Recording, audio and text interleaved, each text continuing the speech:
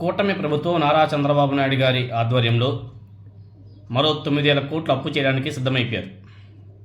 అది కూడా అప్పు తీసుకునేందుకు ఏపీఎండీసీకి కూటమి ప్రభుత్వం అనుమతి కూడా ఇచ్చేసింది.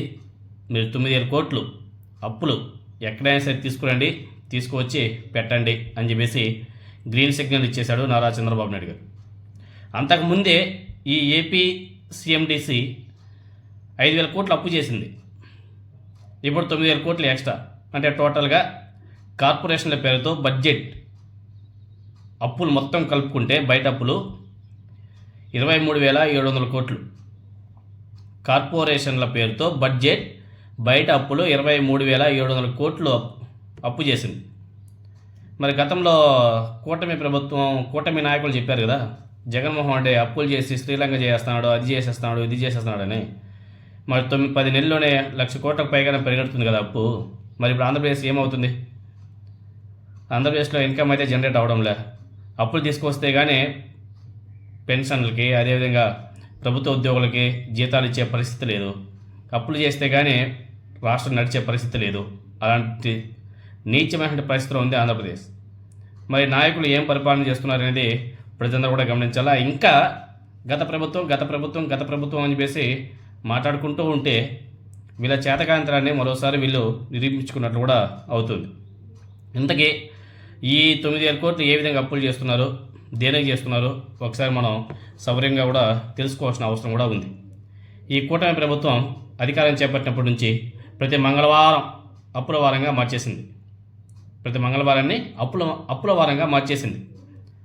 తాజాగా ఆంధ్రప్రదేశ్ ఖనిజాభివృద్ధి సంస్థ అంటే ఏపీఎండీసీ ద్వారా మరో 9,000 కోట్లు అప్పు చేసేందుకు ప్రభుత్వం అనుమతి కూడా చేసింది. ప్రైవేట్ ప్లేస్మెంట్ ప్రాతిపదికన డిబెంచర్లు లేకపోతే బాండ్ల జారీతో 9,000 కోట్ల వరకు సమీకరించేందుకు ఏపీఎండీసీకి అనుమతిస్తూ గనుల శాఖ కార్యదర్శి ప్రవీణ్ కుమార్ నిన్న ఉత్తర్వులు కూడా ఇచ్చేశాడు. ఇప్పటికే ఆ సంస్థ ద్వారా 5,000 కోట్లు అప్పు చేసేందుకు గత ఏడాది డిసెంబర్లో ప్రభుత్వం అనుమతి కూడా ఇచ్చిన సంగతి మనకందరూ కూడా తెలిసిందే. అంతేకాకుండా నిధులను వేగంగా, ఇది పాయింట్ చాలా ఇంపార్టెంట్, నిధులు చాలా వేగంగా సమీకరించేందుకు అవసరమైనటువంటి సలహాలు సూచనలు ఇచ్చేందుకు సలహాదారు అండ్ మర్చెంట్ బ్యాంకర్స్ను కూడా ఏపీఎండీసీ నియమించిందంట. ఆ 9,000 కోట్లు కూడా చాలా తొందరగా కావాలంట. అందుకని చెప్పేసి సలహాదారుని వీళ్ళందరినీ కూడా కూడబట్టుకొని పోండి, వాళ్ళ సలహాలతో తీసుకొని అని చెప్పేసి కూడా చెప్పింది. అప్పు చేసిన నిధులను కొత్త మైనింగ్ ప్రాజెక్టును కొనుగోలు చేయడానికి, అదేవిధంగా అభివృద్ధి చేయడానికి, ఏదైనా ఇతర లాభదాయక వెంచర్లలో పెట్టుబడి పెట్టడానికి వినియోగించనున్నట్లు ఆ ఉత్తర్వులు కూడా చెప్పడం జరిగింది కూటమి ప్రభుత్వం. ఇప్పుడు చేసే ఈ 9,000 కోట్ల రూపాయల అప్పుతో కూటమి ప్రభుత్వంలో ఏపీఎండీసీ ద్వారా చేసినటువంటి అప్పులు అక్షరాల 14,000 కోట్లు వెళ్ళిపోతుంది అంతే. ఇంకా చంద్రబాబు నాయుడు గారి ప్రభుత్వం ఇప్పటి వరకు వివిధ కార్పొరేషన్ల ద్వారా మొత్తం చేసినటువంటి అప్పు 23,700 కోట్లు అప్పు చేసింది. ఈ అప్పులన్నీ బడ్జెట్ బయట చేస్తున్నట్టువే. బడ్జెట్లో ప్రస్తావించింది 1,00,000 కోట్ల పైనే ఉంది.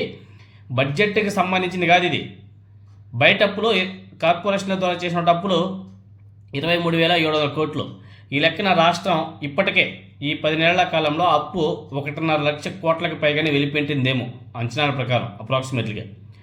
బడ్జెట్ బయట కూటమి ప్రభుత్వం చేసినటువంటి అప్పులు ఏదైతే మనం 23,000 కోట్లు చెప్పినామో 23,700 కోట్లు ఏ విధంగా చేశారంటే, పౌర సరఫరాల సంస్థ 2,000 కోట్లు, మార్క్ ఫెడ్ 6,700 కోట్లు, ఏపీఐఐసి 1,000 కోట్లు, ఏపీఎండీసీ 14,000 కోట్లు, ఈ మొత్తం కలుపుకుంటే 23,700 కోట్లు. అంటే కూటమి ప్రభుత్వం అధికారం చేపట్టిన తర్వాత రాష్ట్రం అప్పు కుప్పలుగా మారిపోయింది. మరి ఇప్పుడు మాట్లాడచ్చు కదా, మహామేధావులు రీల్స్ చేస్తున్న వాళ్ళంతా తీసుకువచ్చి వీళ్ళు పెద్ద ఆర్థికవేత్తలు అన్నట్టు ఎల్లో మీడియాలో కూర్చోబెట్టి మాట్లాడించారు కదా గతంలో. మరి వాళ్ళంతా ఇప్పుడు తీసుకొచ్చి మాట్లాడించవచ్చు కదా. ఎందుకు డైవర్షన్ పాలిటిక్స్ చేస్తున్నారు? తెలియాలి కదా. ఎల్లో మీడియా చెప్పదు, వాళ్ళ నాయకులు చెప్పరు, ఎవరు చెప్పరు. రాష్ట్రాన్ని ఇప్పటికీ అప్పుల కుప్పగా మార్చేశారు. ప్రతి మంగళవారాన్ని అప్పుల వారంగా మార్చేశారు.